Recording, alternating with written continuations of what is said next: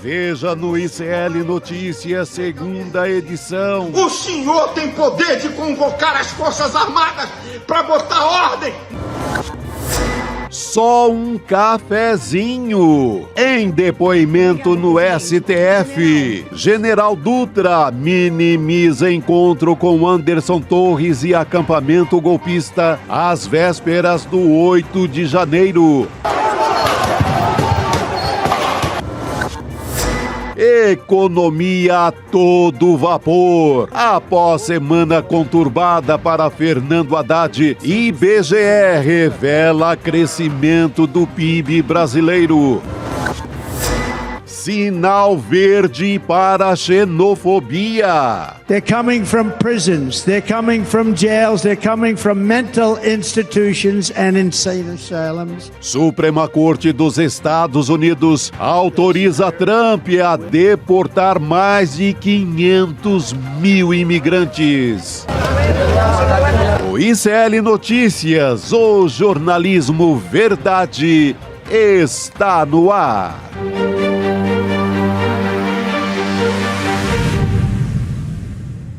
Olá, boa noite. Hoje é sexta-feira, sim, sextou, dia 30 de maio de 2025. Seja muito bem-vindo, seja bem-vinda ao ICL Notícias, segunda edição. Daqui a pouquinho vamos chamar Heloísa Vilela e também Igor Melo para falar sobre os depoimentos das testemunhas do Núcleo 1 da trama golpista. O general Gustavo Dutra chamou de cafezinho. Vejam vocês, chamou de cafezinho um encontro com Anderson Torres às vésperas de 8 de janeiro. Além de dizer, gente, que o QG do Exército, em Brasília, tinha mais moradores em situação de rua do que militantes bolsonaristas. Quem chega também logo mais é Cris Serra, que comenta a deportação em massa de Donald Trump e a pressão óbvia, das Big Techs contra Alexandre de Moraes. Luiz Nassif também vai estar conosco logo mais, analisando o crescimento do PIB no primeiro trimestre aí do Brasil e a queda de braço entre o governo e Hugo Mota sobre o IOF. Lembrando que toda a nossa programação do ICL Notícias começa com Desperta e vem até o N2. E a nossa programação é transmitida pela Pop TV do Rio Grande do Sul e também pela Web Rádio São João de Quixadá, que fica no interior do Ceará. Deixa eu dar bom dia a essa mesa de sexta-feira. Olá, meninos. Olá, Chico. Boa tarde, Robes. Boa tarde, Juliano. Boa tarde, comunidade. Eu falei de dar bom dia? Falou bom dia. Nossa. Mas eu entendi, você está já pensando maior, o dia inteiro. Está pensando no fim de semana. Sexta-feira não é um dia qualquer, né? É o Jurubeba Days, como a nossa audiência está falando aqui. Jurubeba Days é muito bom.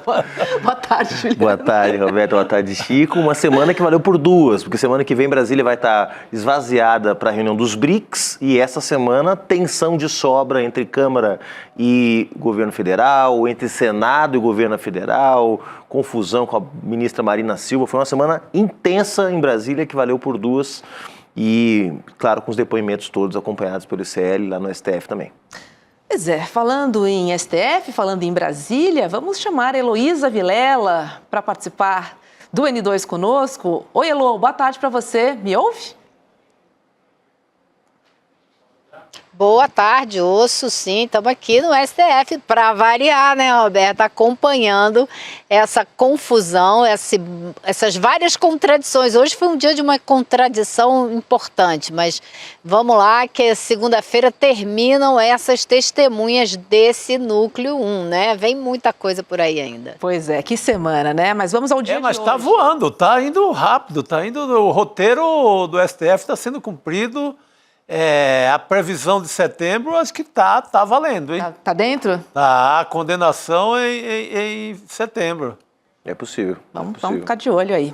Tá tudo indo bem por enquanto. Elô, o general Gustavo Henrique Dutra, ex-chefe do Comando Militar do Planalto, ele antecipou seu depoimento como testemunha e foi ouvido hoje pela primeira turma do STF. Durante o seu depoimento, o general Dutra afirmou que a maioria dos presentes no acampamento golpista do QG do Exército em Brasília era formado por moradores em situação de rua Isso na véspera de 8 de janeiro de 2023. E aí, em outro momento do depoimento, o general Dutra minimizou um encontro que teve com o ex-ministro da Justiça de Bolsonaro, o Anderson Torres, um dos réus da trama golpista. O general Dutra chamou o encontro de um cafezinho para se apresentar a Torres, que tinha acabado de tomar posse como secretário do governo de Ibanez Rocha, aí no Distrito Federal. Pois é, foi um depoimento bastante curioso. A gente tem que se lembrar, Anderson Torres era ministro da Justiça do Bolsonaro, e aí quando acabou o governo ele veio para ser secretário de Segurança Pública do Distrito Federal. E foi na casa dele que a Polícia Federal encontrou aquela famosa minuta golpista. Dado esse contexto, vamos aos depoimentos de hoje. General Dutra, depois na CPI do Distrito Federal, depois na CPMI do Congresso e veio depor hoje muito a contragosto. Ele não queria vir, só veio porque o Alexandre de Moraes concordou em soltar uma intimação para obrigá-lo a vir. Ele é uma figura que ninguém entende como que ele não foi indiciado em nenhuma dessas situações, tanto no processo que a gente está acompanhando aqui agora, como nas CPIs e na CPMI. Por quê? A Polícia Militar do Distrito Federal fez pelo menos 3 planos de ação para desmobilizar aquele acampamento que estava na frente do quartel aqui. E o general Dutra, na última hora, arrumou sempre uma desculpa para impedir a desmobilização. O que aconteceu nesse dia 6, antevéspera daquele quebra-quebra e daquela violência toda que a gente viu em Brasília? No dia 6 de manhã, ele foi a uma reunião na Secretaria de Segurança Pública com o Anderson Torres. E ele disse hoje aqui que foi só um cafezinho para eles se encontrarem, se conhecerem e que eles iam falar das pessoas em situação de rua. Ele disse que mostrou uma foto ao Anderson Torres, que o acampamento estava muito esvaziado, devia haver ali cerca de 200 pessoas e que a maioria eram pessoas em situação de vulnerabilidade. Aí eles chamaram para essa reunião também a Ana Paula Marra. Quem é a Ana Paula Marra? Ela depois hoje de manhã. E aí que a coisa começa a ficar interessante. Ana Paula Marra era secretária de Desenvolvimento Social aqui do DF. Ela foi chamada para essa reunião porque justamente queriam que ela lidasse com a população em situação de rua. Porém, a Ana Paula disse que ela foi convocada de emergência para essa reunião às 8h30 da noite da véspera da reunião. E disse ainda: eu tenho o e-mail se quiserem o print. Completamente desdizendo o que disse depois o general Dutra, que foi só um cafezinho. Não, foi uma reunião convocada. E mais, ela ainda disse que ouviu o Torres e o Dutra falarem, não disse quem trouxe esse assunto à tona, mas ouviu os dois falarem em pedir um mandado de prisão para os líderes do acampamento. Agora entra a parte que não dá para ninguém entender. O Dutra veio como testemunha do Anderson Torres e o advogado teve que intimá-lo a comparecer. O advogado do Anderson Torres não questionou o Dutra usando o testemunho da manhã, de que houve convocação, que se falou em mandado de prisão. Não falou nada disso. Nada, absolutamente nada. Não deu para ninguém entender. E aí eu fui procurar um pouco mais nos meus alfarrábios da CPI do DF e me encontrei novamente com uma informação que eu tinha me esquecido. O general Dutra não foi indiciado na CPI, porém, ele foi indiciado no relatório alternativo da CPI. Ou seja, havia a intenção de indiciá-lo. Um grupo da Assembleia Distrital queria indiciá-lo, mas não conseguiu. Por quê? E aí o que eu ouvi, conversa com outro, foi que houve uma grande articulação que envolveu um setor do governo para que ele não fosse indiciado, para poupar o general Dutra em nome do apaziguamento da situação do país. Então, se já se sabia que ia ser preciso mexer com algumas pessoas de farda, também houve um movimento para salvar outras tantas. Pois é. Vai lá, Juliano. E ele estava, Lu, é o mesmo general que estava cuidando do comando militar quando o nosso Ricardo Capelli protagonizou, né, aquela tentativa de viabilizar a prisão em flagrante ainda, né? Ele já como interventor da segurança pública do DF tenta viabilizar uma prisão em flagrante dos manifestantes que estavam na frente dos quartéis já depois da quebradeira do 8 de janeiro. É o mesmo general que fala aquela famosa frase, a minha tropa é maior do que a sua, como que afrontando o Capelli, era da mesma equipe? Exatamente, é exatamente essa mesma pessoa que impediu a desmobilização dos acampamentos também, ao longo daquele tempo todo que eles ficaram ali na frente dos quartéis.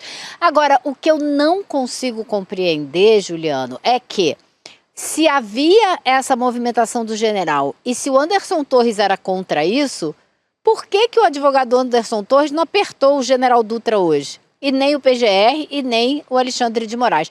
PGR e Alexandre de Moraes não têm menor interesse de apertar uma testemunha para ajudar a narrativa do Anderson Torres. Mas o advogado dele estava lá para isso. Então ficou algo assim bastante esquisito e o general Dutra continua sendo uma dessas figuras que ninguém entende como nunca foi indiciado no processo da Polícia Federal, nunca foi indiciado pela PGR, como que ele se safou esse tempo todo. Acho que o bastidor que eu ouvi hoje faz muito sentido.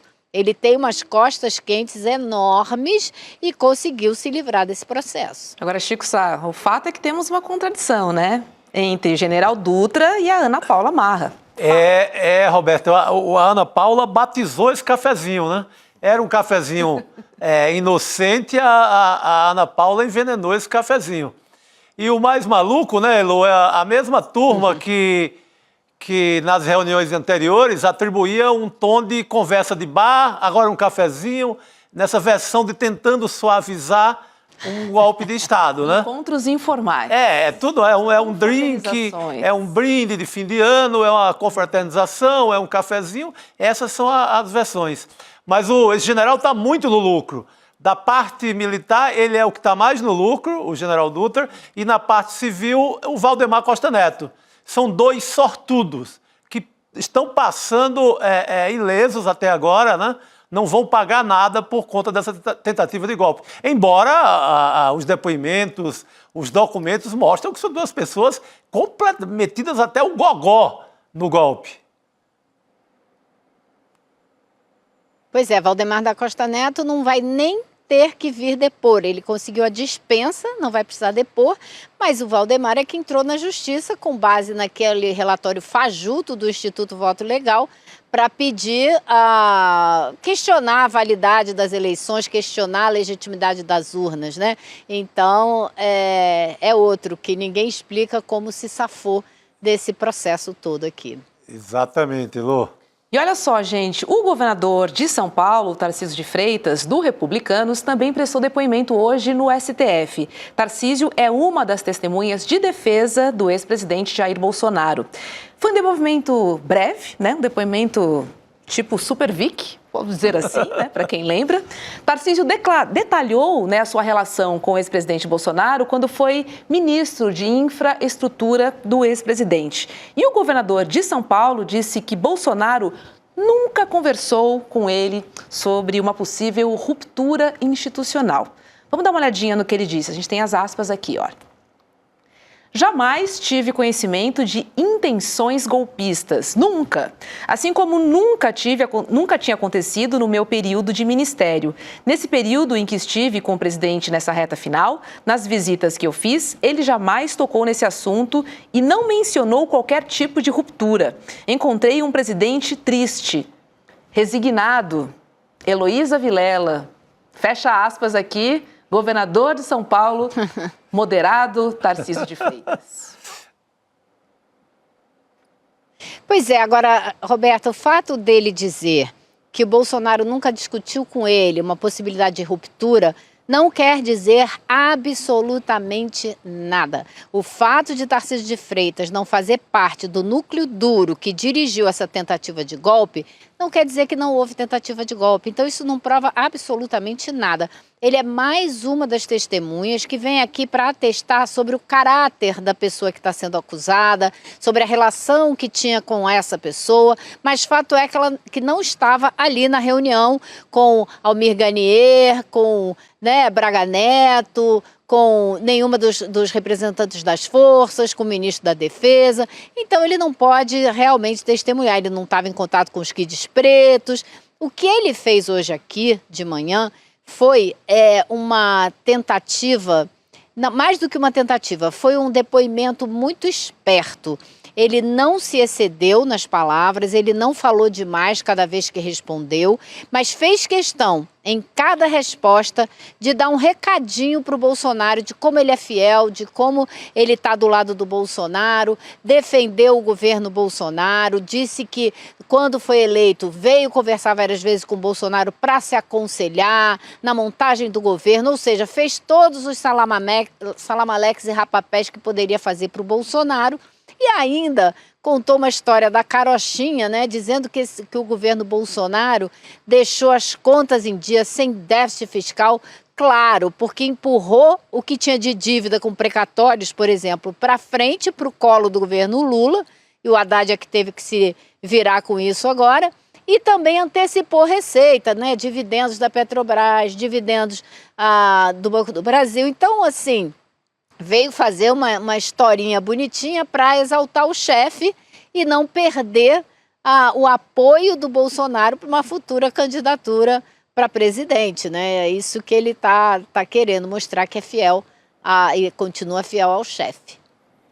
Jogou para a base, Pagou um pedágio, na verdade. Sim. O que ele fez hoje foi pagar um pedágio, porque, claro, as indefinições na direita bolsonarista estão ainda muito grandes. Bolsonaro pode ser condenado, já está inelegível e pode ser condenado nos próximos 3, 4 meses, pode iniciar um cumprimento de pena ainda esse ano, em dezembro, talvez começo do ano que vem. Eduardo Bolsonaro, com um inquérito aberto agora também pela conspiração que está armando desde os Estados Unidos contra o governo brasileiro, contra as instituições brasileiras. Michele vetada, Caiado não decola. O que o Tarcísio veio fazer nesse depoimento, que não agregou nada, nem na defesa, nem na investigação, em coisíssima nenhuma? Primeiro, se livrar logo dessa obrigação que ele tem com o Bolsonaro, pagar esse pedágio, mas também se manter perto de uma base que não é suficiente para eleger um presidente hoje, mas sem a qual ninguém chega ao segundo turno na direita, que é a base do bolsonarismo raiz. Então, pagou seu pedágio, manteve-se fiel e próximo e, mais uma vez, mostrou o que a gente sempre diz aqui no ICL, Lô, de que de moderado, de bolsonarista moderado, não tem nada, é um bolsonarista raiz que está tentando herdar o espólio do futuro presidiário Jair Bolsonaro, Exatamente isso. E Ciro Nogueira também seguiu na mesma linha, Veio aqui para não acrescentar nada e fazer elogios. Então, se agora o depoimento... Você vê como ele não acrescentou absolutamente nada. O depoimento dele teve 7 minutos, gente. Isso foi tudo. 7 minutos de Tarcísio de Freitas, mais nada. 7 minutos é a conta do mentiroso, O 7 é clássico número do mentiroso. Mas ele cumpriu tabela, fez ali fez a lição de casa direitinho. Ele é um dependente, do Bolsonaro. Até mesmo numa candidatura para reeleição em São Paulo, sem o voto bolsonarista, complica um pouco. Pode até se eleger, mas complica. Se tentar um voo maior de candidato à presidência, ele precisa 100% dos votos do bolsonarismo. Ele é dependente total desse voto, desse tipo de voto, desse voto da extrema-direita. Então, ele vai fazer isso até o fim. Até porque, Chico, diferente do Onyx Lorenzoni, do Mandetta, de outros quadros da direita tradicional que o Bolsonaro puxou para o governo, o Tarcísio foi criado nesse governo, ele era um técnico, Sim. Foi alçado à condição de líder político pelo Bolsonaro e pelo bolsonarismo. Então, a fatura ali é muito grande, Muito grande. E agora, se o Xandão quisesse... vou dar uma complicadinha no Tarcísio, Porque o Xandão também estava tranquilo, porque é um governador de estado, tem bom relacionamento com ele, acabou deixando o passeio ali dos 7 minutos do Tarcísio. Mas se ele quisesse, por exemplo, complicar, o procurador conta a história inteira do golpe, que começa lá em 2021 e vem, né?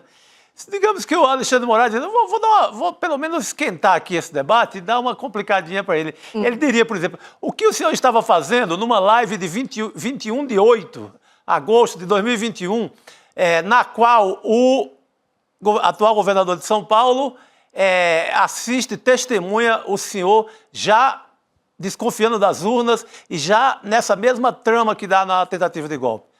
Poderia ter feito pelo menos essa pergunta, só para ele dar uma... para não ficar tão fácil, né? Porque foi um passeio. Mas o Xandão poupou e deixou correr isso aí. Eu acho, Chico, quando eu fico olhando, né, esses depoimentos, tem uma coisa muito clara aqui, que é a seguinte: quando é testemunha da defesa, e a testemunha aparentemente está falando a verdade, não tem nenhuma outra contradição importante para ser colocada diante dela, o procurador-geral e o Alexandre de Moraes, eles deixam passar, porque não interessa para eles, né? Eles não interessa ficar tendo problema com testemunha. O que eles querem é provar a culpabilidade, eles não, né? O procurador-geral, a culpabilidade dos réus e não o envolvimento de testemunha. Testemunha que não faz parte do inquérito, que não foi indiciada, não interessa para eles. Agora, o trabalho, neste momento, é dos advogados de defesa, para tirar dessas testemunhas o que elas precisam dizer para defender o cliente deles. E se elas não tiraram o suficiente, não é o procurador, nem o juiz que vai se preocupar em tirar mais informação para defender o réu, né? Isso é problema da defesa. Então, acho que isso foi um pouco o que a gente viu hoje, por exemplo, com o general Dutra. Acho que o advogado Anderson Torres talvez pudesse se beneficiar um pouco mais da presença dele aqui e não partiu para cima para arrancar as informações que precisava. Exatamente. Pensando um pouco nesse depoimento do governador Tarcísio de Freitas, porque ele dizer que nunca ouviu falar em ruptura, significa o quê? Significa que ele não era um homem de confiança do Jair Bolsonaro, então? Por isso que ele estava fora da rodinha? É isso? Tá dando um monte de general Heleno, que tá esvaziando a sua própria importância, dizendo que eu era um João Ninguém ali, eu não valia nada, ninguém falava comigo, então não estava no golpe. Agora, se eu fosse o Xandão, eu teria perguntado para o general Dutra se nesse cafezinho o Anderson Torres avisou que estava indo viajar, porque foi viajar no final de semana do golpe, né? Exato. E se perguntou para o general Dutra quais eram as providências de segurança que ele estava tomando, sabendo, porque já sabia, que haveria uma manifestação no domingo, né? Então, assim, daria uma apertadinha no nosso amigo general Dutra aí para que ele pudesse também esclarecer, né, outras informações que até agora não vieram à tona, né, sobre a combinação que aconteceu entre o secretário de Segurança, então o secretário de Segurança Anderson Gomes, comando militar, comando da Polícia Militar de Brasília, né, para poder deixar a coisa correr solta no domingo. 2 dias depois dessa reunião, 2 dias depois desse cafezinho, estava lá a quebradeira e a tentativa do golpe de Estado, né? Sobre a viagem ele até falou, porque não sei se foi, acho que foi o Alexandre de Moraes até que perguntou sobre a viagem. Ele disse, ele falou que ia viajar, ia tirar umas férias, ia viajar naquela noite. Foi isso mesmo, o Alexandre de Moraes perguntou, mas no dia 6 ele estava em reunião na secretaria? Aí ele falou, de manhã estava, porque ele só viajou de noite com a família. Deixa eu trazer um outro assunto aqui para a gente conversar. É sobre o primo do deputado federal Nicolas Ferreira, que é do PL de Minas Gerais. Ele está detido em Uberlândia por porte de drogas. Glaicon Fernandes, foi preso em flagrante durante uma operação de rotina, portando 30 quilos de maconha e 4 gramas de cocaína. Glaicon é filho de Enéas Fernandes, que foi candidato à prefeitura de Nova Serrana, que fica no interior de Minas Gerais. Isso em 2004, mas não conseguiu se eleger. Nicolas Ferreira chegou a destinar R$1,5 milhão entre abril e junho de 2024 para a região onde fica situada a cidade de Nova Serrana. De acordo com o portal da Transparência da Câmara, esse é o 4º maior valor destinado pelo deputado a uma cidade mineira. As emendas foram repassadas à região logo após a oficialização da candidatura de Enéas. Interessante, né? A gente mexendo nessa história toda, né? Nessa operação, nesse flagrante, na verdade, vai puxando esse fio e tem emenda, né, Elô? Tem grana. Tem emenda e tem bastante dinheiro, né? Porque você falou aí o volume. E acho que agora essa é a grande linha de investigação. Qual é o envolvimento mesmo do deputado Nicolas Ferreira com essa ala da família? É tio mesmo, não é tio por afinidade, é o parente dele e o filho desse tio, o primo dele, envolvido com tráfico de drogas. Nicolas Ferreira, que é um grande crítico do problema das drogas, né? É o grande defensor da moralidade, da família, e acho que vai ser complicado para ele. Óbvio que a gente não pode inferir diretamente que ele, Nicolas, esteja envolvido com os problemas ilegais do primo. Mas ele está financiando a campanha do pai desse rapaz que está envolvido com o tráfico de drogas. Então é muito complicado. Aliás, o Nicolas não está numa boa semana. Eu espero que essa semana se estenda por alguns meses, porque ele também andou defendendo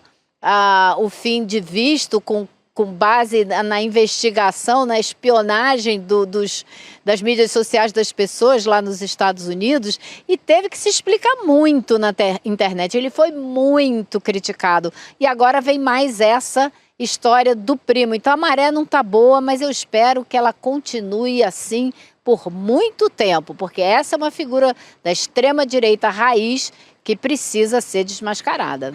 Elô, eu fico imaginando se fosse um primo de alguém representativo da esquerda ou do governo Lula, o vídeo que esse deputado de Minas, que o Nicolas já teria gravado a essa altura. Sem querer entrar no lado moralista, é sempre delicado essa discussão, mas sabe por que ela é notícia e notícia para valer? Porque esse próprio rapaz, Gleicon. Ele, o Kleber Lourenço e a Letícia Sansão, agora acabaram de subir uma matéria no ICL, no portal do ICL Notícias, mostrando que esse rapaz era um defensor, assim, ferrenho, radical, de mais repressão a entorpecentes, a endurecimento da política contra drogas, assim, de uma forma raivosa. Ele falou, vocês estão querendo... Olha a matéria aí, primo de Nicolas preso com 30 km, defendia repressão às drogas nas redes. Ele era, assim, um militante, porrada nesses maconheiros, era por aí. Aí é pego com quantidade que caracteriza tráfico. É mais uma grande farsa, né, da extrema-direita.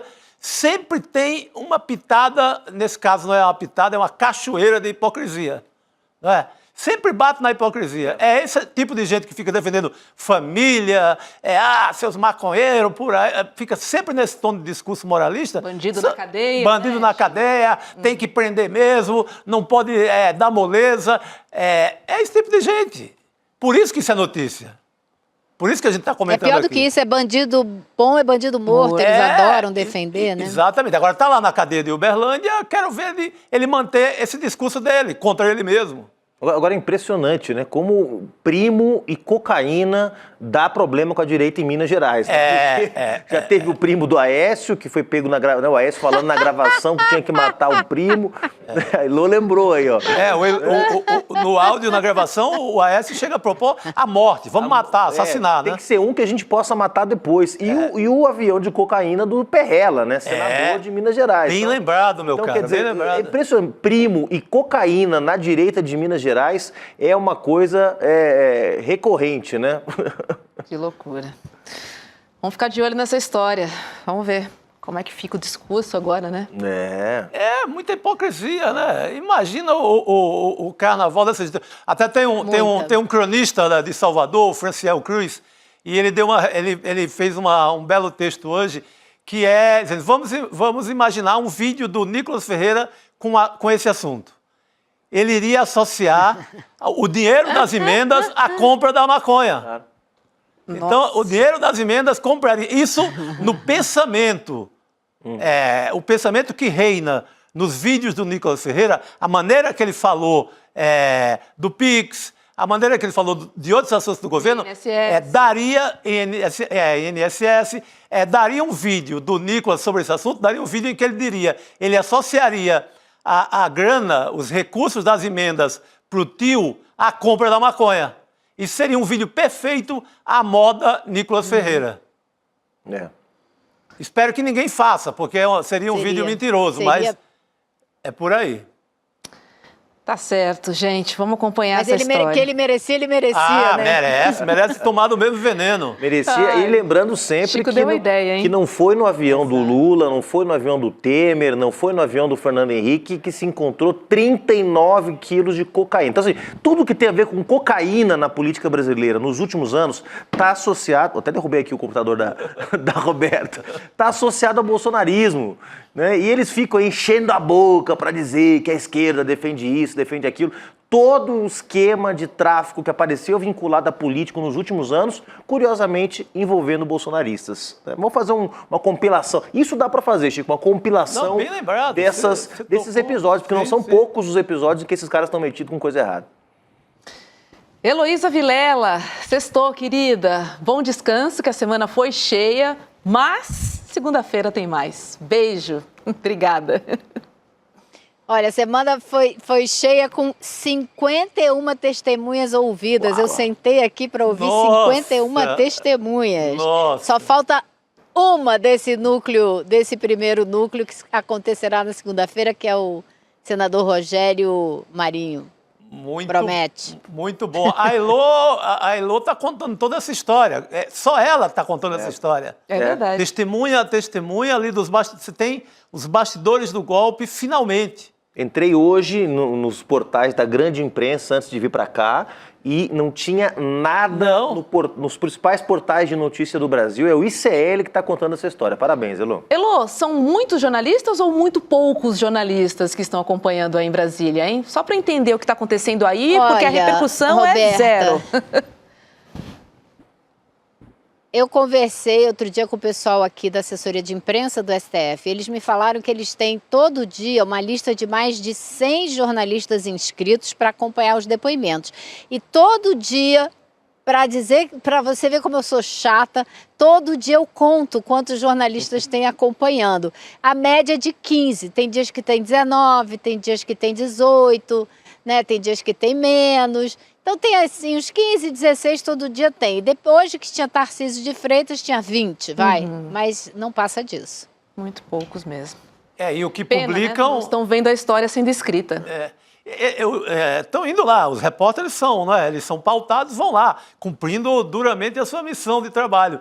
Mas os seus chefes... os editores. Os donos desses veículos não estão publicando nada. Elô, agora sim, vai descansar, querida. Infelizmente, né? Bom fim de semana para você. Beijo. Ok, pessoal. Bom fim de semana para vocês também. Tchau, tchau. Boa noite, querido. Tchau. É isso, Elô. Se foi, Juliano. E ó, sextou para você também. Para mim também. Que rápido. Chegou minha hora de dar lugar. Agora... Não vem aí? Sai o comentarista e entra o professor, né? Agora ele vai dar aula. Não, chega acompanhado. Rodrigo Viana e Igor Melo. Puxa vida, que dupla, hein, cara? São duplas. Sai o camisa... Exatamente. Camisa 5. Bom fim de semana. Entram os camisas 10. Oi, Igor. Seja bem-vindo. Tudo bem? Tudo bem? Entra para quem entende de futebol, entra Tupanzinho e Túlio Maravilha do Botafogo. Dois artilheiros que entravam ali no segundo tempo e estraçalhavam o jogo. É isso, o talismã. Talismã, Tupanzinho. Meninos, vamos voltar a falar um pouquinho sobre os depoimentos das testemunhas do Núcleo 1 da trama golpista. Agora recebendo aqui Igor Melo, que além de fazer um trabalho extraordinário, né? Enfim, essa investigação incrível que a gente tem acompanhado no podcast, também no documentário. Vamos falar um pouquinho do Núcleo 1, dos depoimentos do Núcleo 1 da trama golpista? O que você achou aí, hein, dessa fala do general Dutra? Né? E assim, de que o encontro, ele dizendo que o encontro com Anderson Torres não passou de um cafezinho, assim, Sim, uma nada coisa... demais, né? Uma Coisa assim, boba, sem importância. O pessoal tava tramando a festa da Selma e eu vou lá tomar um café com o secretário de segurança. Tá tudo certo. Melo, né? é cada uma que a gente ouve. Porque assim, parece que ninguém sabia de nada, né? Assim, é isso, tava rodando em tudo quanto é grupo de Telegram. A gente fez reportagem na época, eu e vários colegas, que tipo, a gente vai ter alguma coisa.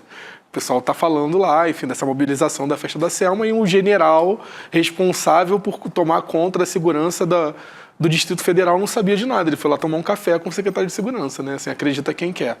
Agora, quem foi tomar um café também, parecia um cafezinho, foi o Tarcísio, né?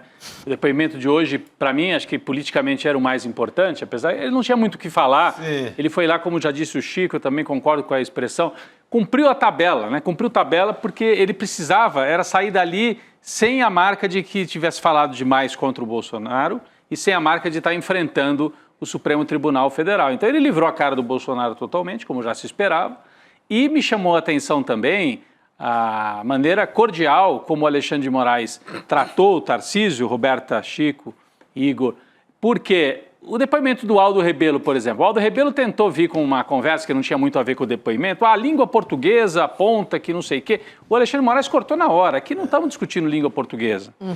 Agora, em relação ao Tarcísio, o Tarcísio fez lá uma defesa, não porque o governo Bolsonaro, isso e aquilo, ele começou a falar, o Bolsonaro estava com um problema de saúde, estava abatido. Se fosse outro, ele perguntaria, o senhor é psicólogo para saber se ele estava abatido? Como é que o senhor sabe que ele estava, né? Sim. Mas não, com o Tarcísio foi assim um negócio super... Que diagnóstico é esse, né, que o Tarcísio dá enquadrando ali como deprimido ou alguma coisa, que era a versão que rolava na época. Era a versão que os bolsonaristas espalhavam, que ele estava fechado dentro do palácio, coitado, abatido, resignado, foi a expressão que o Tarcísio usou hoje no depoimento.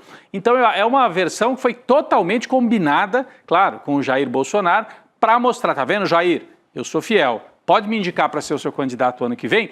Vamos ver se ele topa, né? Porque apesar de ele estar cumprindo todo o script, resta combinar com o povo brasileiro, que nas pesquisas ainda coloca um empate entre Lula e Tarcísio. Ele vai correr esse risco numa eleição que começa assim, possibilidade de ser decidida cabeça a cabeça, né? Assim, uma diferença muito pequena, né? É a dúvida que ficou. E o Xandão também é muito cordial quando o Tarcísio começa a falar da economia, falando da performance econômica do governo Bolsonaro. Caberia outra dura à la Xandão, mas rolou absoluta cordialidade. Silêncio. Um Xandão de sextou, né? Um Xandão de sexta-feira, tranquilo, deixa passar. Agora, só tem uma coisa que, assim, concordo plenamente com vocês sobre a ótica do Tarcísio, mas tem a ótica da defesa do Bolsonaro, que não é uma defesa que está preocupada somente com a questão jurídica. Em vários momentos ela concilia com a questão política ali. E me parece que foi importante para o Bolsonaro levar o Tarcísio lá e fazer ele pagar esse tributo. Ele falar em uma audiência oficial que vai ficar registrada que o Bolsonaro não tentou dar golpe, que nunca falou sobre ruptura com ele, para ele pagar esse tributo, né? Pagou um pedágiozinho, exatamente. Né? Então, assim, da ótica do Bolsonaro, foi positivo levar ele lá e fazer ele se comprometer, né? Sem dúvida, sem dúvida. E olha, gente, hoje vai ao ar o episódio 4 do podcast Império Malafaia. Mais de 1 milhão de pessoas já descobriram a verdade sobre o patrimônio secreto do pastor Silas Malafaia. E aí, nesse novo episódio, vocês vão descobrir detalhes da aproximação entre Silas Malafaia e Jair Bolsonaro. E também o papel do pastor na condução desastrosa da pandemia da Covid-19, que todo mundo lembra, e o apoio dele à tentativa de golpe de Estado de 2022. A Ju e o Igor, que está aqui com a gente, eles conseguiram um vídeo em que ele defende abertamente o golpe. O vídeo, né, ele foi apagado das redes sociais do pastor, mas nós temos ele aqui para recuperar para você. Vamos ver. Senhor presidente Jair Messias Bolsonaro, o senhor é o presidente legal em exercício. O senhor tem poder de convocar as Forças Armadas para botar ordem na bagunça que esse ditador fez. E se os militares não quiserem te obedecer, o Código Penal Militar, artigo 5º e o 319, são presos. Presidente Bolsonaro, como é que o senhor vai passar para a história? Omisso? Covarde? Ou alguém que usa o seu poder legal, garantido pela Constituição? Deus tem misericórdia. Deus tem misericórdia do Brasil. Abre os olhos dessas autoridades. E aí, Igor Melo? Eu tava vendo o Chico falar, assim, e concordo que do lado dos militares o general Dutra escapou e do lado dos políticos o Valdemar escapou. Agora, temos outra pessoa que escapou, né? Que é a Silas Malafaia, como vocês veem aí. Bem lembrado, bem lembrado. Porque esse não é o único vídeo, talvez esse é o mais explícito. Mas tem pelo menos outros 2 vídeos dele pedindo golpe abertamente naquele período. E assim, uma coisa que a gente faz no podcast, eu acho que o pessoal que está assistindo a gente quiser lá e conferir, vai ficar bem claro, tem uma questão de cronologia. A gente mostra isso, o Malafaia era tido como um dos principais conselheiros de Jair Bolsonaro, uma das pessoas que mais falava com ele, quase diariamente, segundo o próprio Flávio Bolsonaro. Ele fala isso na CPI da Covid. E aí, uma pessoa que era tão próxima de um presidente que estava tentando dar um golpe, como a gente sabe, grava vídeos pedindo golpe em momentos estratégicos. Esse vídeo que a gente viu agora foi gravado no dia 30 de novembro de 2022. O que aconteceu no dia 30 de novembro, segundo as investigações da Polícia Federal? O Bolsonaro recebeu do Felipe Martins a minuta golpista. Se reuniu com o Felipe Martins para receber a minuta. Aí, por coincidência, o Malafaia vai para as redes sociais naquele dia gravar esse vídeo. Era um esquenta. Estavam fazendo um esquenta do golpe. O segundo vídeo dele foi no dia 6 de dezembro.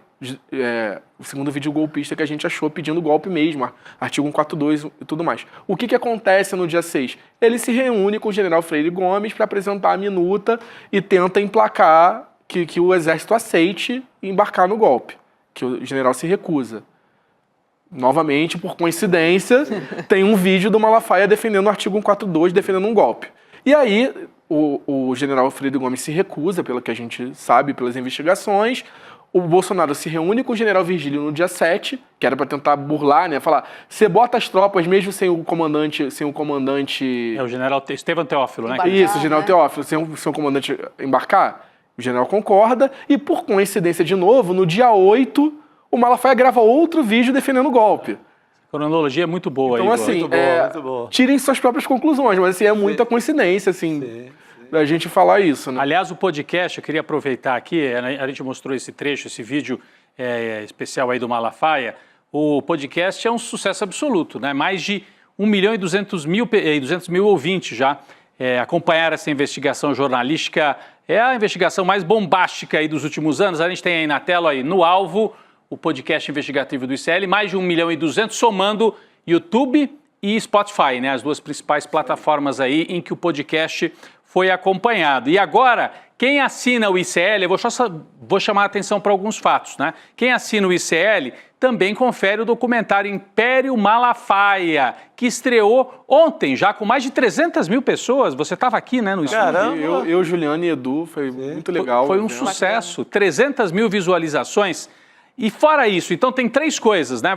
Você que assina a plataforma, você pode ver, Roberta, o Império Malafaia, que é esse documentário que foi lançado ontem, que já tem 300.000 visualizações. Você pode assistir a entrevista na íntegra, tá até a foto ali, ó, na tela. A Juliana Dalpiva fez uma entrevista longa, claro, vocês usaram trechos, mas se está curioso de assistir na íntegra, é um conteúdo que está disponível também para quem é assinante da plataforma. E o terceiro conteúdo, Silas Malafaia, Fé, Dinheiro e Poder, que é a nova série original do ICL. É um pacote aí de atrações, um incentivo a mais para você que não é assinante ainda, fazer a assinatura do ICL. Porque você, além de tudo isso, nós estamos falando de coisas que foram lançadas agora, né, nesse momento. Você tem acesso a encontros ao vivo exclusivos entre os jornalistas, como esse que vocês fizeram hoje também. Hoje, 10h30 da manhã, não foi isso, Igor? O Igor, a Juliana Dalpiva, fizeram hoje pela manhã uma conversa com a comunidade ICL, que está aberta, claro, para quem é assinante da plataforma. Então, você fazendo assinatura, você ganha acesso a todos esses conteúdos. Durante essa conversa, você pode me até complementar, Igor, mas as pessoas mandaram perguntas, né, curiosidades sobre a investigação. A gente foi muito bacana, assim, que a gente recebeu mais de 80 assinantes do ICL para participarem com a gente, e o pessoal mandou vários tipos de perguntas sobre bastidores, sobre como é que foi o trabalho de apuração, assim, foi um papo super rico e a gente consegue até ser mais espontâneo, né, falando ali só com a nossa turminha, então foi muito bacana essa experiência, recomendo o pessoal aí nos próximos encontros dos outros trabalhos, assim, é uma experiência muito bacana de contato, mas com a gente mesmo, né? E aí, gente, lembrando que além de todos esses conteúdos, a gente sempre fala aqui, quem faz parte do ICL tem acesso integral e restrito a mais de 300 conteúdos exclusivos produções originais, documentários e filmes, Chico. Filmes e séries. A gente vai colocar aí na tela, é o próximo slide aí da nossa série. Olha aí, ó, você tem acesso a documentários, séries, filmes como Vai Pra Cuba, Eduardo, Folha Corrida, que conta a história da parceria da Folha de São Paulo com a ditadura militar, Pepe Mujica, o documentário sobre as Bets, está tudo aí na tela, né? Filmes variados. Então, se você entrar para o ICL, eu falei de um monte de coisa aqui que faz com que você tenha vontade de entrar, ainda mais vontade de entrar para a comunidade. Você ainda leva para casa, se entrar hoje, hein, gente? Se entrar hoje, você leva para casa um pacote de presentes exclusivos. Estão aí na tela. Livros, Travessia de Eduardo Moreira. E ali do lado, nosso colega Bruno Paes Mans, conhecido de todos nós aqui, escreveu A Fé e o Fuzil, contando justamente, aqui o Igor e a Juliana contaram um pouco o cruzamento de fé e política, mas o Bruno Paes Mans faz outro cruzamento, né, de fé e milícias. Caramba, né? que cruzamento, e que livro. Que livro. Então você ganha os 2 livros, você ganha uma arte, um quadrinho ali exclusivo, A Fé Não Se Compra Nem Se Vende, do Nando Mota, pulseira da comunidade ICL, e um pacote de 4 adesivos, incluindo um adesivo do No Alvo. Eu estou vendo ali, ó, né? Que é o adesivo que você já tem no seu computador, não tem? Eu não tenho. Não deram para você? Alô, marketing. Alô, o Igor quer ganhar um desse aí. Quero botar aqui no meu computador. É isso. Então você ganha tudo isso, além do certificado digital de membro solidário ICL. Então, não perca tempo, inscreva-se agora em icln2.com.br, está aí na tela, ou usando o QR Code.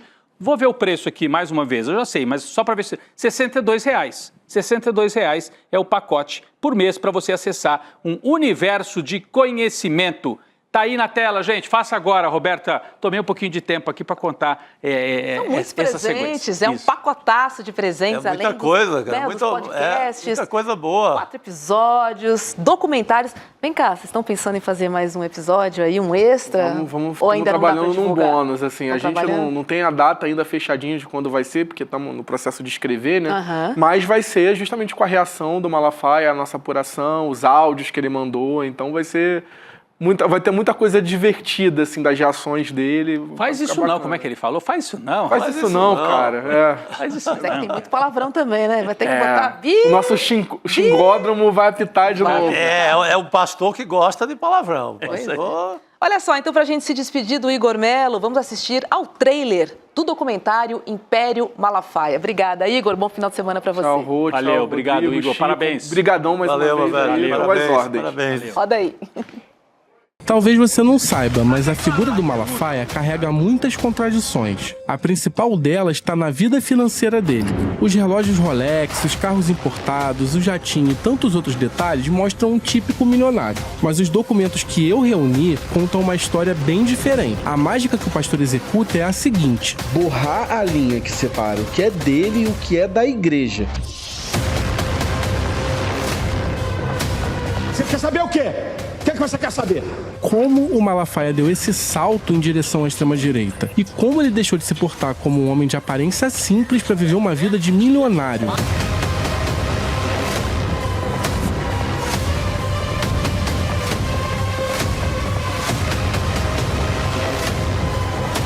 Vocês estão com informação aí que eu tô até admirado. É isso aí. O nome disso é jornalismo investigativo. De qualidade. De qualidade. Aquele que apura, que você pode confiar. Perfeito. Corajoso, marca do ICL. É certo? isso aí. Vamos começar o nosso noticiário internacional, chamando agora a nossa querida colega Cris Serra. Vamos falar sobre as deportações de Donald Trump, Cris. Boa noite para você. Boa noite. Boa noite, Roberta, Chico, Rodrigo, Igor, nossa comunidade. Pelo jeito esfriou também lá para os lados da Cris, lá no Rio de Janeiro, hein? Porque ela tá com... Tá chique, vai estar protegendo também ali, se protegendo do friozinho, eu acho, né? Esfriou, Rodrigo. Secretário tá frio hoje. Secretário é um bairro, né? Assim, lá na Serra, né? Uma cidade, Ô, Cris, vamos lá, porque a Suprema Corte dos Estados Unidos deu sinal verde para que Trump deporte mais de 500 mil imigrantes. 500 mil imigrantes. A medida autoriza a retirada de status legal temporário de imigrantes, o que abre caminho aí para a deportação dessas pessoas. Os juízes não justificaram a decisão. Algo, no mínimo, estranho. Agora, Cris, temos aí mais um episódio, né, em que Trump mostra sua influência no poder judiciário estadunidense. Fica claro, não tem nem justificativa dessa vez? Roberta, inclusive porque quando ele foi presidente anteriormente, né, ele nomeou, se não me falha a memória, acho que 2 ministros para a Suprema Corte. Se não 2, uma com certeza absoluta. E como já era uma corte, né, assim, meio a meio, digamos assim, né, tinha alguns integrantes, tem ainda progressistas, tem outros mais conservadores, mas era quase que meio a meio. Então, um a mais que você nomeie de postura mais conservadora, mais alinhada com a direita, desequilibra o jogo, né? No caso, favoravelmente ao Trump. Então, ele já tinha feito isso, então, no primeiro governo, e agora, numa decisão sobre algo que é crucial para essas políticas dele, né, extremistas, né, tá aí o resultado, né, um resultado favorável que, com essa decisão da Suprema Corte, inclusive, anulou uma decisão de uma juíza numa instância inferior. Porque uma coisa importante para a gente notar nesses movimentos do Trump agora nos Estados Unidos e nesse embate dele permanente com o judiciário é que ele tem sofrido derrotas importantes em decisões judiciais de primeira e às vezes até de segunda instância. Mas você vê que um assunto sensível como esse, e muito importante para a agenda dele, chega na Suprema Corte e a decisão é favorável a ele, isso de fato desequilibra muito o jogo, digamos assim, nesse cenário dos Estados Unidos, de uma maneira geral, porque você tem aí um governo, né, agindo, governando, um presidente governando por decretos, maciçamente por decretos, portanto, sem passar pelo legislativo em muitas questões importantes e que neste momento e neste assunto importante recebe um aval da Suprema Corte. Então, de fato, é uma situação, eu diria, bastante preocupante para o mundo inteiro, perigosa, né, porque dá aval nessa política dele, do Trump, de discriminação, né, muito violenta contra imigrantes. E, em especial, essa decisão se refere a um programa do governo Biden voltado especificamente para cidadãos da Venezuela, de Cuba, da Nicarágua e do Haiti, né? Então, é uma vitória para o Trump muito grande, lamentavelmente, com esse aval da Suprema Corte, o que torna tudo muito mais preocupante, como eu disse, porque não tem a quem recorrer mais, né? A Suprema Corte dá o aval, o governo norte-americano está livre para exercer, para tornar esta medida prática, concreta, e deportar estas pessoas, 500 mil de pessoas, é disso que a gente está falando, deportá-las de uma forma muito sumária, né, muito rápida, agora que ele tem, então, essa decisão definitiva da Suprema Corte. Ô, Cris, o que tem me chamado a atenção, eu tenho feito uma leitura assim, a partir do mundo infantil ali, a partir das crianças que estão sendo deportadas. O El País, na versão aqui América, eles têm feito um acompanhamento em cima dessas crianças para mostrar a face mais absurda. Eu já havia falado aqui daquela criança da Venezuela que foi mandada com a mãe para uma prisão em El Salvador, ali naquele acordo com o Bukele. O Trump está pagando uma quantia X em dólar por cada pessoa enviada para a cadeia lá de El Salvador.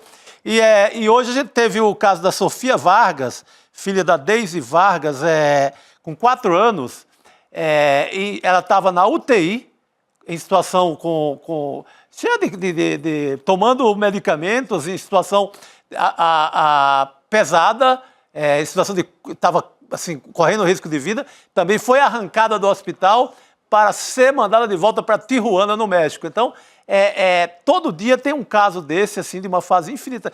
Óbvio que é cruel também com os adultos, é cruel com todo mundo, com qualquer migrante, mas tem essa legião de meninos e meninas que têm sido, assim, enviadas de volta dessa forma, arrancadas de hospital.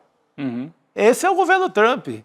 que está dentro desse pacote aí das 500 mil pessoas que a Suprema Corte americana dá o aval. Que crueldade. Meu Deus, Cris. E agora blocado, né? O que chama atenção é isso, que você tem... muita gente falava, não, a democracia nos Estados Unidos tem o sistema de pesos contra pesos, né?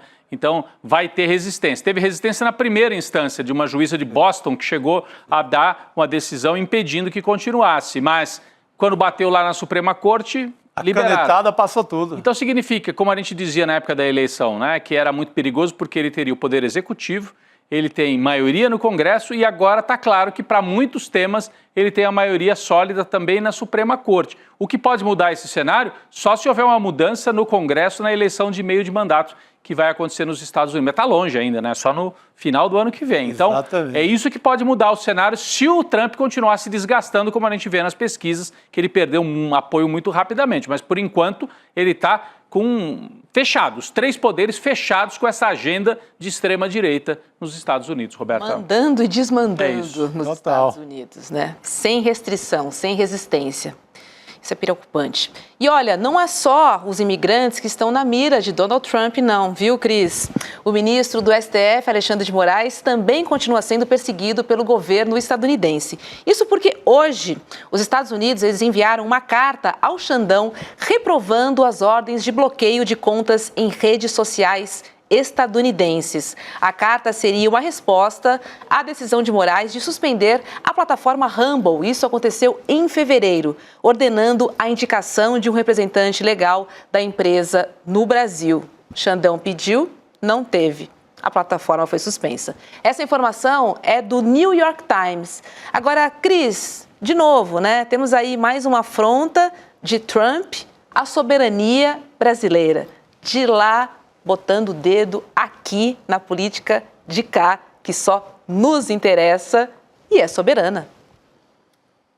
Com certeza, Roberto. Acho que a palavra mesmo é essa, é isso que a gente precisa o tempo todo reafirmar. É uma intervenção na nossa soberania, uma tentativa, obviamente, né? Porque não vai conseguir.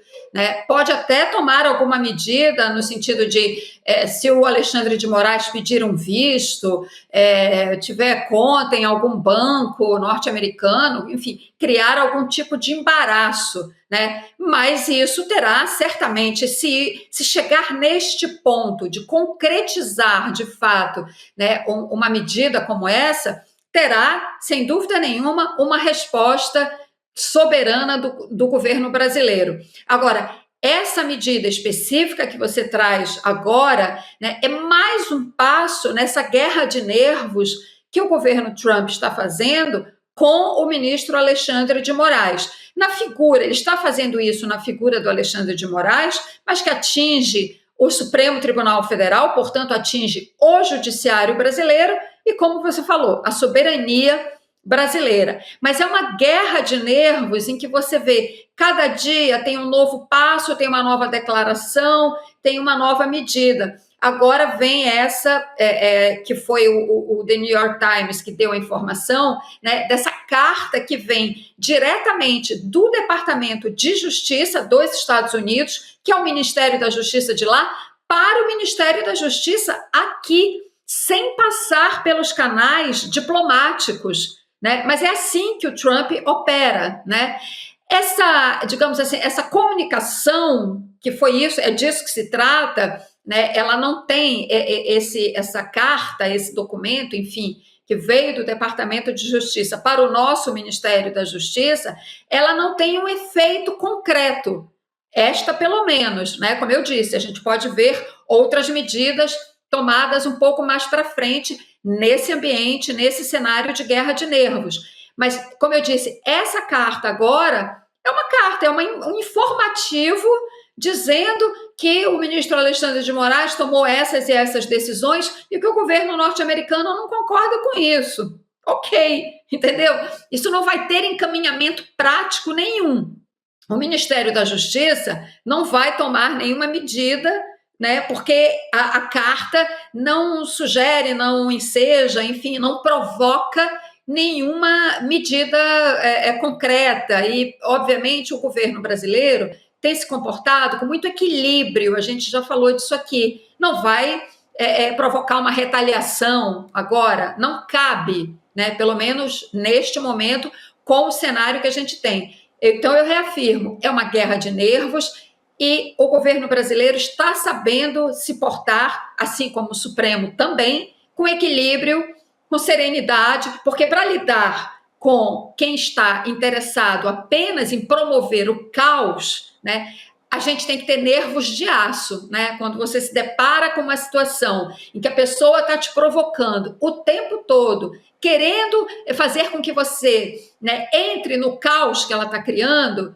você tem que agir com equilíbrio e com serenidade e não morder a isca, né, de provocar mais caos, entende? Que é o que eles querem. Então, esperar aí os próximos passos, evidentemente não é esperar sem fazer nada, né? A gente já tem falado aqui sobre isso.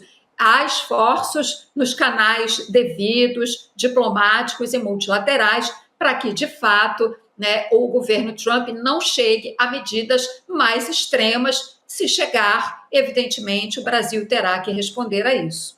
Roberta, Chico e Cristina Serra, assim como o governo brasileiro está tendo essa cautela, eu li que do lado da Casa Branca, eles também estão monitorando até onde ir, porque, olha, fazer um ataque frontal ao judiciário brasileiro, né, abrir essa lista aí de sanções contra Alexandre de Moraes, contra Paulo Gonet, Luiz Roberto Barroso, etc., delegados da Polícia Federal, como se diz, o bolsonarismo diz que fariam sanções contra todos esses, né?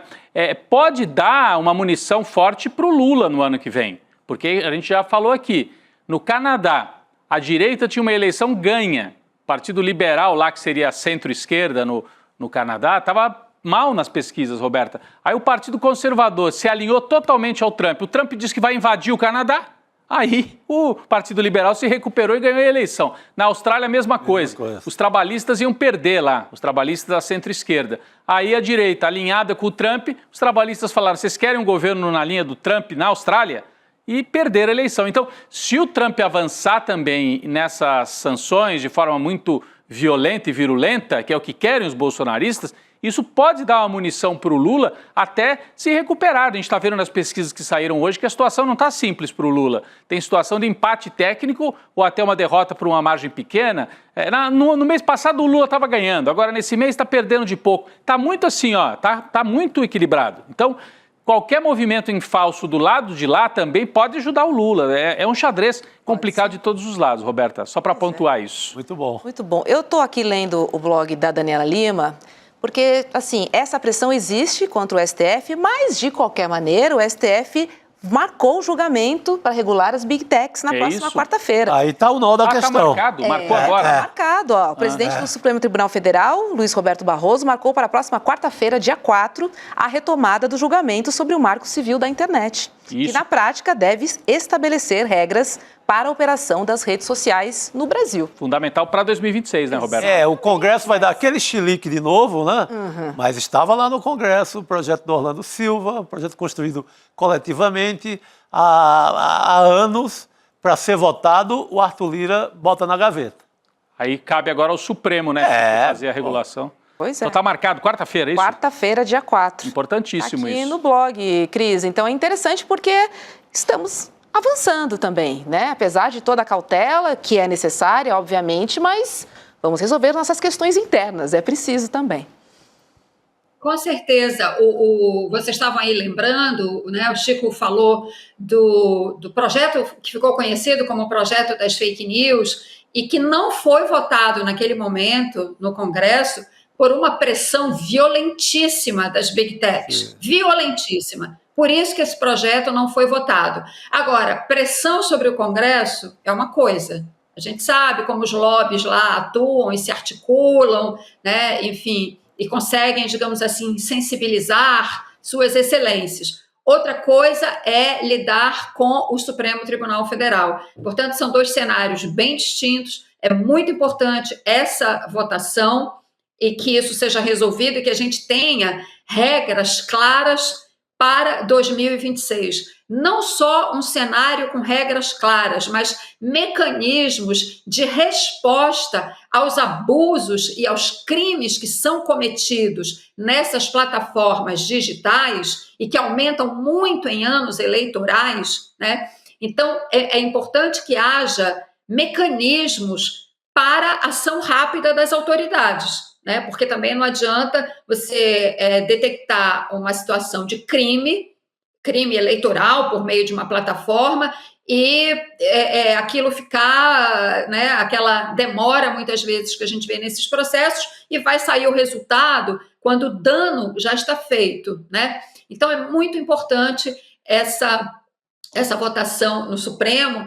Agora, o que não exclui também a necessidade de um projeto a ser votado eu disse, é muito importante a votação no Supremo, mas isso também não exclui, porque eles vão votar, deliberar sobre uma lei específica, né? Mas diante do cenário que a gente tem hoje, inclusive com inteligência artificial, era necessário que o Congresso, sim, aprovasse uma lei que desse conta desses aspectos. Só que com esse Congresso que está aí, até não sei se seria uma boa coisa, sabe?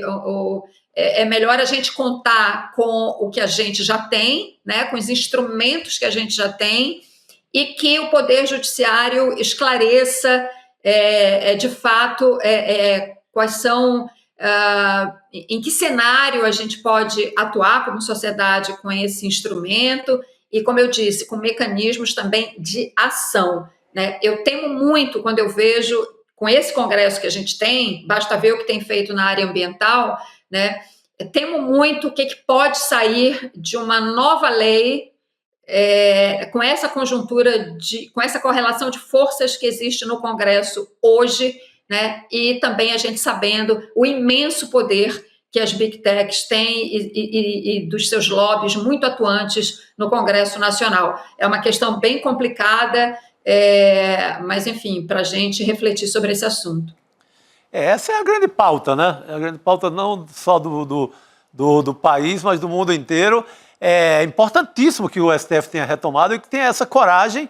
E lá é questão, fora o voto do Cássio Conká e do André Mendonça, é questão fechada. Até o André Mendonça, essa atitude dele, porque ele estava segurando esse julgamento, tinha pedido vistas, né? Sim. Ele soltar agora e liberar, mostra que houve algum entendimento até com ele, eu acho. Até com ele, acho que dá para chegar. Porque é um assunto que, assim, vai muito além da política, das fake news da política. Outro dia teve aquele caso violentíssimo de uma garota, de uma menina que se mata por conta de um desafio no TikTok. Sim. É horrível.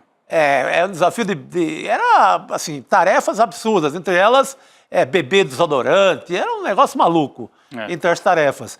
Então, mexe muito com a sociedade inteira e é importantíssimo que o STF peite e coloque alguma ordem no barraco. Se o Congresso vai reagir, que reaja, que tente tocar o seu projeto. Eu lembro que o Arthur Lira, para engavetar, inventou uma desculpa de vamos criar uma comissão, porque quando não querem que ande, cria uma comissão. Um grupo de trabalho, não foi? Um grupo de trabalho e tal. O Orlando já tinha feito esse coordenado, não feito sozinho, mas coordenado esse trabalho com centenas de... Sim, e há anos, né? Tinha um projeto que podia não ser o ideal, mas estava desenhado ali. Sim. Então, agora você vai ver, eles vão tentar reagir e tentar aprovar alguma coisa por conta da eleição no próximo ano. Mas é importantíssimo que saia, né, lá do Supremo uma regrinha mínima. Equivale é o que você falou, Chico, até o argumento central.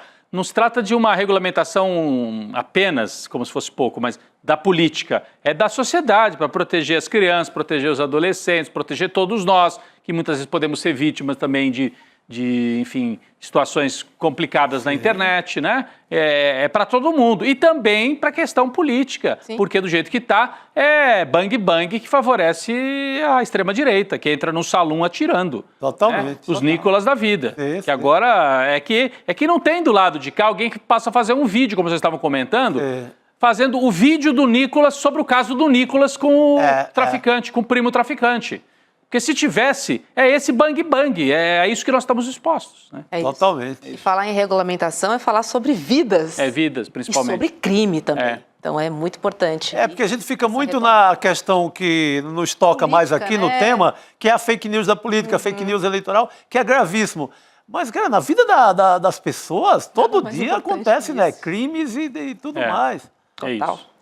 Aí, né, pessoal, só lembrando aqui, mais uma vez, isso dá razão à Janja quando ela levantou o assunto com o Xi Jinping, né? Sim. Ela tinha razão, ela tem razão em levar essa pauta, né? Foi tão criticada por isso, mas é uma pauta mesmo que está na ordem do dia, porque como a gente está vendo aqui, é uma questão existencial e civilizatória, né? Para a gente estabelecer limites para essas oligarquias digitais, porque é isso que a gente disso que a gente está falando. Sim. Empresas que agem sem qualquer controle, né? Acham que podem chegar em qualquer país e fazer o que bem entendem. É por isso que os Estados Unidos se incomodam tanto com o Alexandre de Moraes. Ao contrário do que eles ficam falando lá, o Alexandre de Moraes não está interferindo na atuação das empresas lá. Ele está dizendo, aqui não. Aqui no Brasil. É uma empresa norte-americana, vai atuar aqui, tem que atuar de acordo com as nossas regras. Né? Isso aqui não é terra de ninguém. É por isso que eles não gostam do Alexandre de Moraes. É isso aí. Muito bom. Vamos ficar de olho, né, na semana que vem no lobby das Big Techs, né? E como é? Vai ficar pesado, né? A Câmara vai reagir também. É isso, ótimo. Mais uma semana quente aí por vir. Cris Serra, obrigada e um ótimo final de semana para você. Obrigado. Bom friozinho aí. Boa semana, gente. Tchau, tchau. Boa noite, Cris. Boa. Vamos falar um pouquinho sobre economia com ele? Luiz Nassif. Opa, o homem voltou, Ele voltou. Boa noite, Nassif. Tudo bom, gente? Boa noite para vocês aí. Boa noite, querido. Boa, Nassif. Vamos começar falando sobre o resultado do PIB, né, que avançou 1,4%, isso no primeiro trimestre. O avanço foi puxado pela alta na agropecuária, que cresceu 12,2% nos 3 primeiros meses do ano, na comparação com o trimestre anterior. A gente fez uma arte aqui, ó, para a gente dar uma olhada. Ó, então, temos o PIB aí, um aumento de 1,4%, um resultado muito bom, inclusive. E os grandes responsáveis aí, a agropecuária com 12,2%, serviços com 0,3% e a indústria com menos 0,1%, Luiz Nassif. Esse é o problema aí, porque a indústria é a grande empregadora. Quando a gente pega os dados aí da Pesquisa Nacional do PNAD, que mede emprego e desemprego, a agricultura, toda pesquisa, você tem uma redução dos quadros de empregados na agricultura, e uma melhoria do salário, mostrando a mecanização, aí, a tecnologia na agricultura. Né? Mas, de uma maneira geral, esse aumento de PIB mostra que o país está conseguindo resistir à taxa de juros. Por quê? Porque o crescimento está vindo através desses programas de assistenciais, aí, os programas de Bolsa Família e tudo, que é um pessoal que não tem condições de recorrer a crédito, né? Então, isso está segurando aí, surpreendendo. Você pegar todos os dados que saíram de PIB, eu acho que o Brasil foi o terceiro PIB mais alto aí desse período. Né? Mas quando você vê todo o comportamento do PIB de todos os países estão engagalados aí por essa loucura aí, desse modelo de política monetária e fiscal que joga tudo em cima de juros. Você joga tudo em cima de juros, você precisa aumentar juros. E o ponto central aí é o livre fluxo de capitais. Não é demanda. Você não tem demanda puxando a inflação. É o dólar, quando ele explode, que puxa a inflação. Então fica todo mundo amarrado, o Haddad amarrado a isso, o Galípolo amarrado a isso aí. Então é terrível, é terrível. Isso aí só vai conseguir ter controle de capital no momento em que a crise aprofundar, daí baixa o seu crise na Terra aqui e obriga o mundo aí a rever esse negócio do livre fluxo de capitais.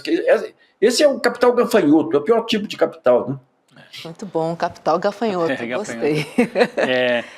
O Nassif estava falando, Roberta, que o Brasil teve entre os maiores crescimentos do PIB na contramão de algumas potências, né? Sim, a gente tem uma arte, inclusive, para exemplificar o que a gente está falando aqui. Estados Unidos, menos 0,1%, Japão, menos 0,2%, Coreia do Sul também, menos 0,2%. Resultados aí do trimestre para a gente realmente comparar, né? Só pontuando que o que o Nassif chama a atenção é que assim, também não é para ficar soltando o rojão, porque o que salvou no primeiro trimestre foi a agropecuária, né?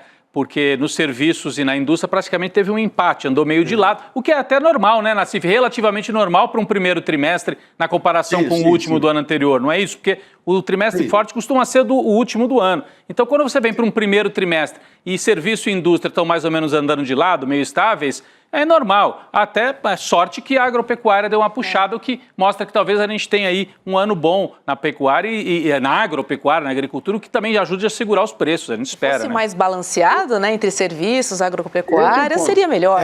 Seria o ideal. Esse é o ponto. Com essa safra benéfica aí, vai ser possível você reduzir preço de alimentos, que é o que mais pressiona a inflação, né? E começar a criar estoques reguladores. Esse que é o ponto.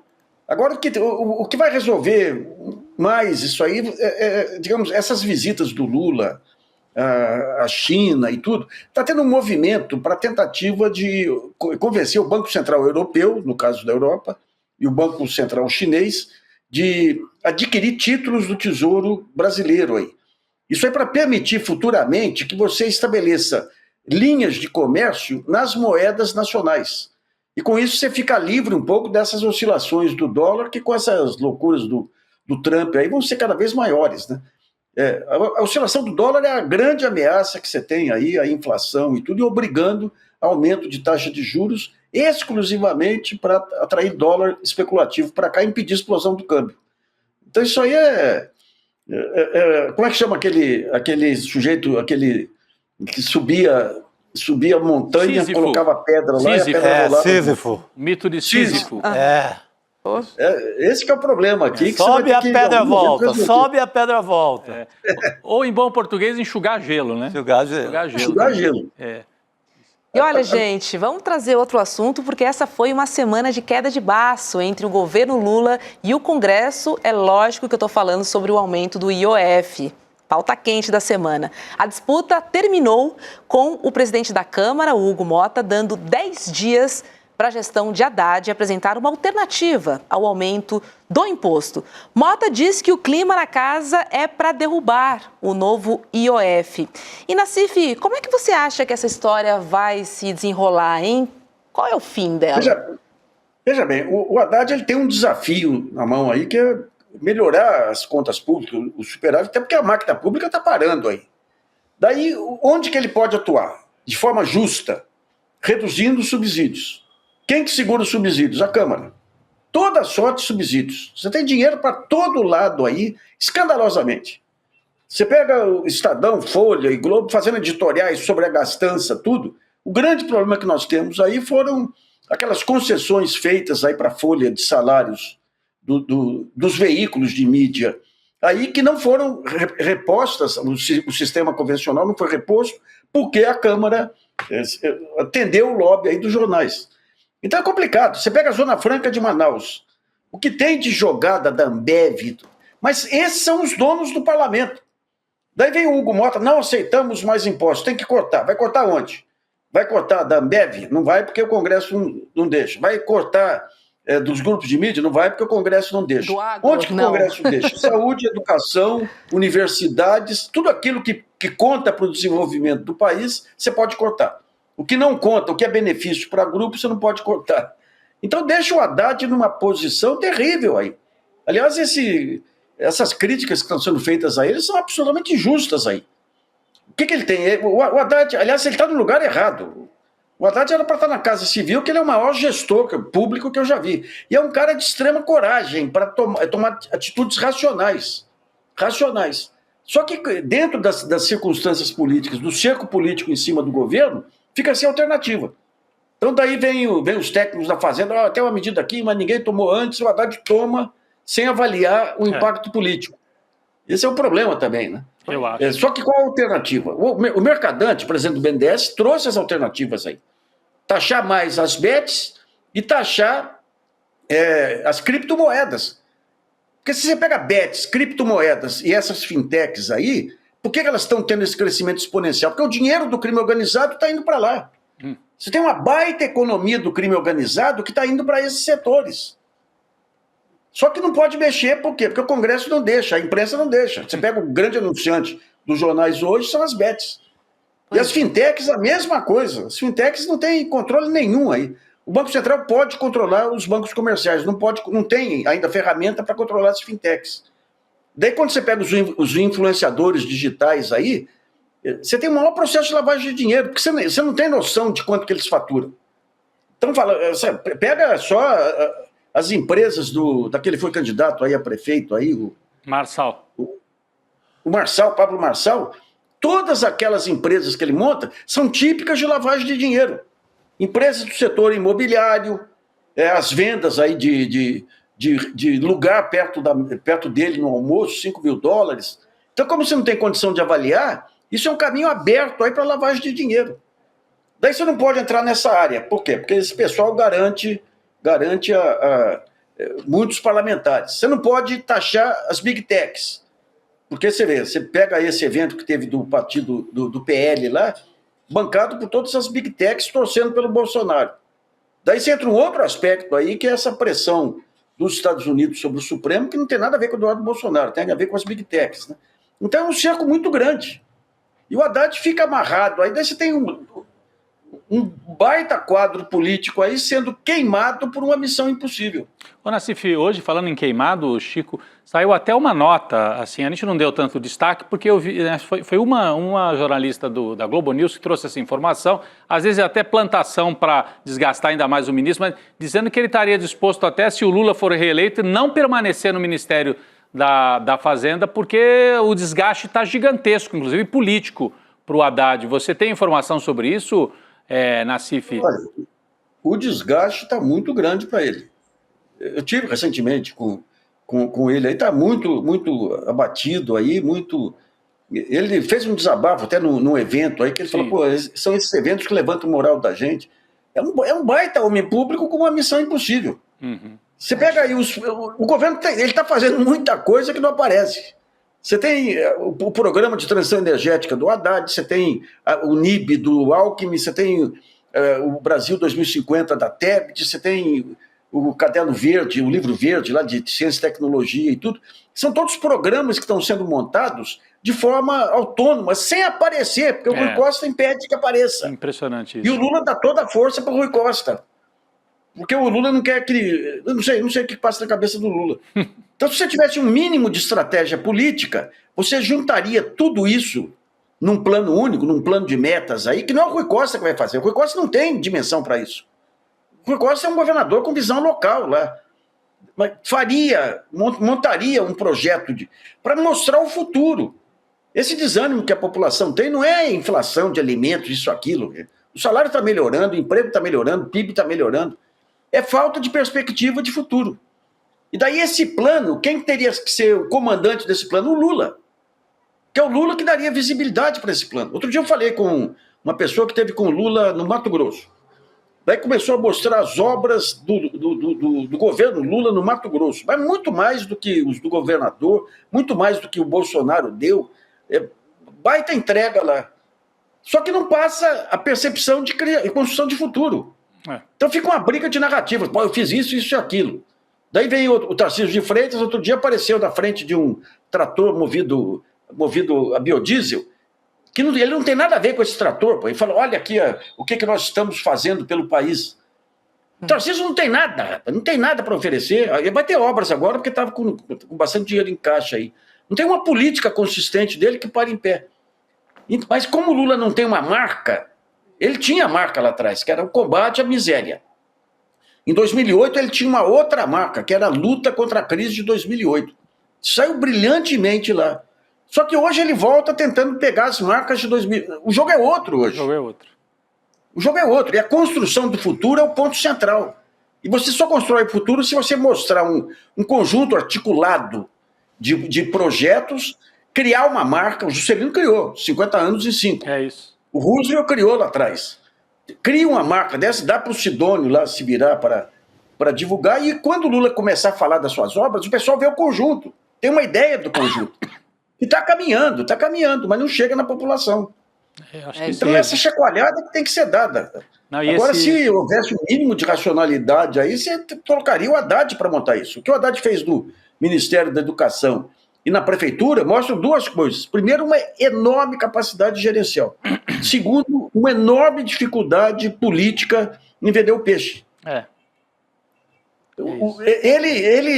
Em 2014, ele tinha feito uma política de inclusão escolar, aí, pessoas com deficiência na rede estadual, federal, que foi um baita feito.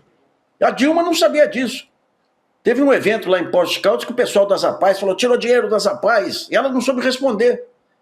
Vocês nem internamente dentro do governo sabiam os feitos do Haddad, né?